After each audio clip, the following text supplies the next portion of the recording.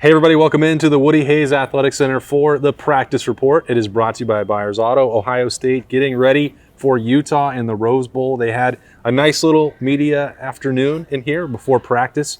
As we get, 10, 12 players that came out to talk about what's going on, opt-out decisions, the NFL draft, a new defensive coordinator coming in, trash talk from the rivalry.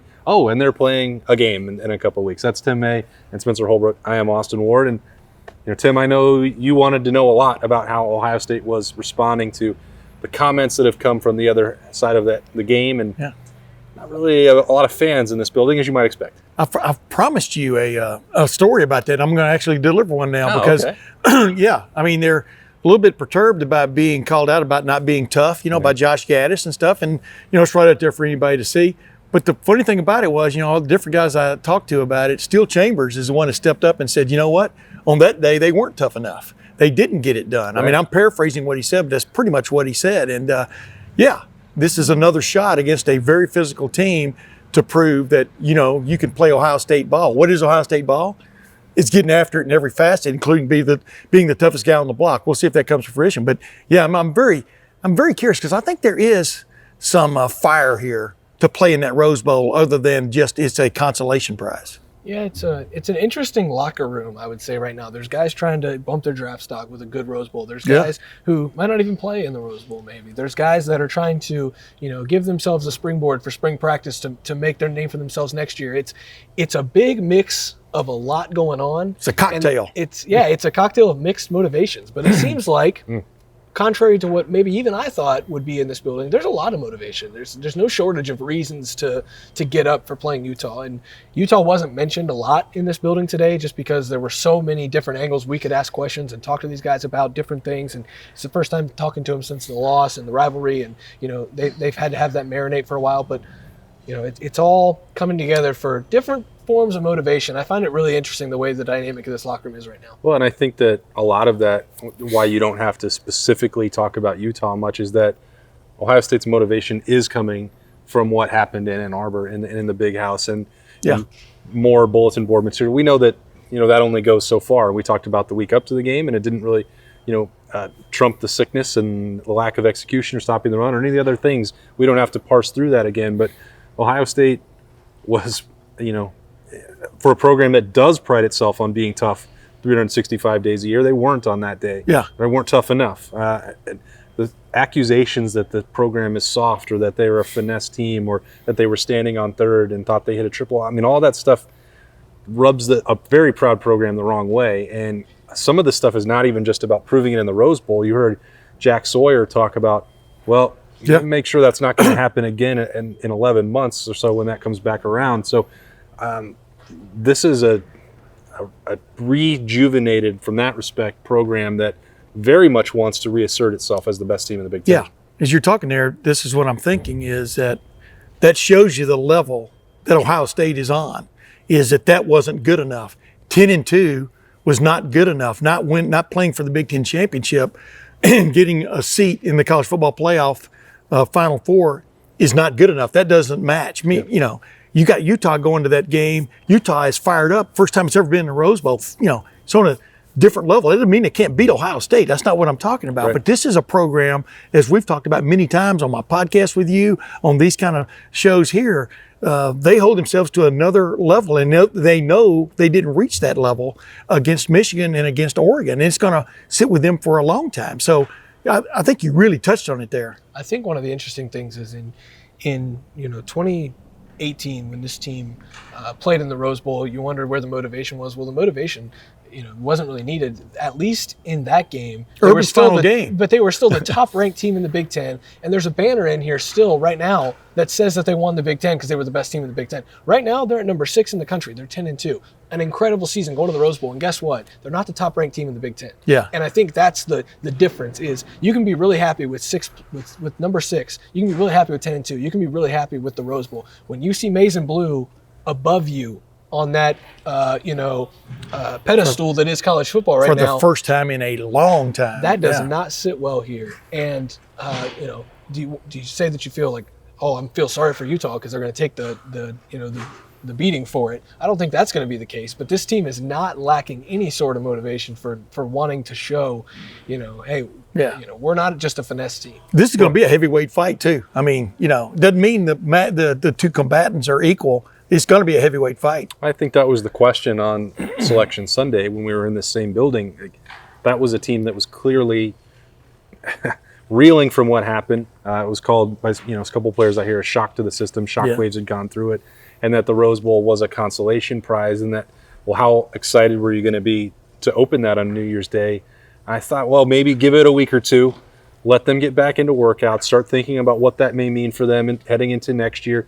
The fact that you can maybe erase some of that sting by taking it out on a different opponent, and the way people are talking about Ohio State, not just at Michigan, but nationally, and do they need changes and new defensive coordinator, all those things that are going into it. Well, these are proud players. Yeah. Setting aside the program part of it and the tradition and all that, these are high achievers. Yeah. They're used to winning these games, and if they needed that Woody Hayes cleansing, that can be a good thing for them in this circumstance. And I know that it's painful, and people are not going to be really excited to hear this analysis, but I think you want Ohio State to be playing its best on New Year's Day with as many people as possible. I think there will be 3 opt-outs that will eventually come out and be announced by the time that this team gets to California. But for the most part, you're going to be looking at a pretty close to 100% Ohio State, and that team is very dangerous. I've always marveled at NFL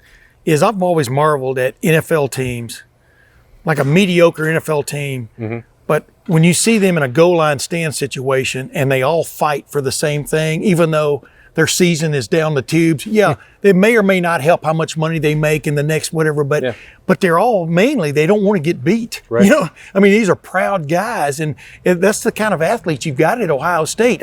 Sometimes the train just runs over you. That's what happened at Michigan. It just happens, Yeah. We've seen it happen before. Yeah. The Purdue game, the Iowa game, et cetera. But as Mike Tyson said, when I asked him after he got beat by Buster Douglas, you've knocked out all these guys. What's it like to get knocked out? He goes, let me tell you, my friend. He said, you learn about a man's character by the way he comes back from adversity. This is Mike Tyson in the Tokyo Dome. And that's what you're going to find out about this team. Yeah, there are going to be some guys that opt out probably, because that's kind of the smart thing to do anymore with what's on the line for a lot of these guys. But the flip side of it is what's driving like Tyreek Smith, Thayer Munford, you heard him talking about it, Steel Chambers, DeJuan Jones, what's driving them is another shot to show they're not that team that played at Michigan a few weeks ago. This is what Ohio State is. Yeah, when you put everything you have into what you do, you're going to be pretty passionate about it. I'm not breaking any ground there.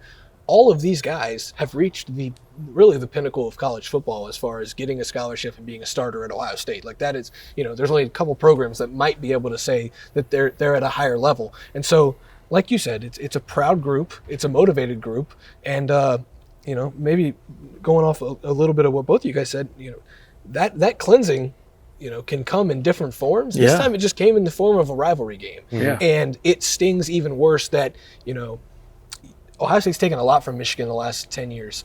Michigan took a big chunk of what Ohio State wanted to do this year. And when you have that taken from you like that, it doesn't matter who you're playing next. It's, okay, let me get back on the field. Like, I have to correct this. I asked Antoine Jackson today, I said, what's it like to know what you guys did against the run against Michigan State, and then to have what happened against Michigan? I said, which defensive line are you? Yeah. I said, are you guys the one against Michigan State or the one against Michigan? And he said, we're the one against Michigan State. I said, are you ready to prove that? And he's like, yeah, we want to show that's what we can do against the run. Yeah. They're going to be tested by it, but I think that's the big thing is, are you what you showed in that middle portion of the schedule and against Michigan State, or are you what you were against Michigan? That's the big question. I think that's part of, the amusement of looking at this and the accusations that are hurled at Ohio State from elsewhere about them being soft. And this, for one day, they were not the tougher team, and there's no denying it. I'm not trying to rewrite that history. It happened. We all know that it happened, and the stats are clear, and the scoreboard was lit up. We know what transpired on that given day, but to act as if this whole building is coming apart and the ceiling's going to collapse and the rush defense they were 1 week removed from shutting down Kenneth Walker and removing him as a Heisman finalist basically by themselves. Yeah. So it's not impossible. And yes, Jim Knowles is coming in to help revitalize that defense, because you also had the Oregon game earlier in the year. All that stuff happened. But the guys that we talk to and the ones that are playing in the Rose Bowl and the ones that are coming back here, when you're talking about Jack Sawyer, JT Tuimoloau out, Cameron Brown was out here, and it seems like maybe he's somebody that I've talked about on your show that was probably going to go. He walked on senior day. I think there's a good opportunity that he may return to the Buckeyes. A lot of what happened on one day that challenged the toughness and everything that this program is built on is already fueling a lot of this offseason. And it's going to, maybe it will show up in the Rose Bowl, maybe it won't. I don't know. We're going to see that game when it happens. But for a fact the way that it is sitting with them as they look ahead towards next November. And it's going to bring people back that you may not have expected. Yeah, and for want of another word, there's nothing like being embarrassed. You know what I mean? I mean, you think this was going to happen, and this happened. And did you put enough work in? Well, who can work really much more than they did? Sometimes things just align. But it's interesting because, as they revealed, they're meeting with Jim Knowles. We're recording this middle of the afternoon. They're meeting with Jim Knowles later this afternoon, this Wednesday, just to kind of get a lay of the land of what he's going to be all about. Because obviously, Oklahoma State, opted not to have him help coach to get them ready for Notre Dame in the Fiesta Bowl. Yeah. But big change is coming. Not just with the players and maybe some of the scheme, but also with the coaching staff. And this is the last shot, kind of like for this group, to show what it's all about. There's a little bit of a player change, though, I think, as far as mindsets go. And we talk about motivation and things like that. Like, it's not very often, like ever, Ohio State gets to play with a chip on its shoulder. And I know that's an old cliche, and it's kind of tired and overused. But, when you are doubted publicly at the Heisman Trophy ceremony, when you are doubted by an offensive coordinator who got the best of you, who happens to wear maize and blue, when you are, questioned by so many people, that is like the true definition of needing to have a chip on your shoulder. Yeah. And for this building, for this, like we've been saying, this proud program, these proud players, these top-notch players, like, to be questioned like that, like, that's almost a question of almost like a manhood question. Yeah. And, that just doesn't sit well with a lot of guys, no matter who it is. And, it fuels everything that they do, whether that's coaching changes, whether that's players changing their mindset and not being complacent in what they do. I'm not saying they were complacent, but maybe there was a little bit of that they didn't realize. Yeah. Everything can change in one 3.5-hour snowy afternoon. That's why that was always going to be the narrative headed into this game, because how did Utah get to where it is? By lining up and just slugging people. I mean, basically, there's some finesse with them too, don't get me wrong, but that's why this is almost a perfect test whether Ohio State did get the message. Yep, they're going to get back out here to work. This was a pre-practice report, post-media opportunity. Yep. Buckeyes are about to be out here in the Woody Hayes Athletic Center, so we're going to shut it down. This was brought to you, as always, by Byers Auto. That's Tim May, Spencer Holbrook. I am Austin Ward. Stay with us. We got a lot more coverage. Only about halfway now to the Rose Bowl and New Year's Day. Ohio State and Utah, we will have you covered as well as we possibly can at lettermenrow.com. Stay with us. Thanks. Bye.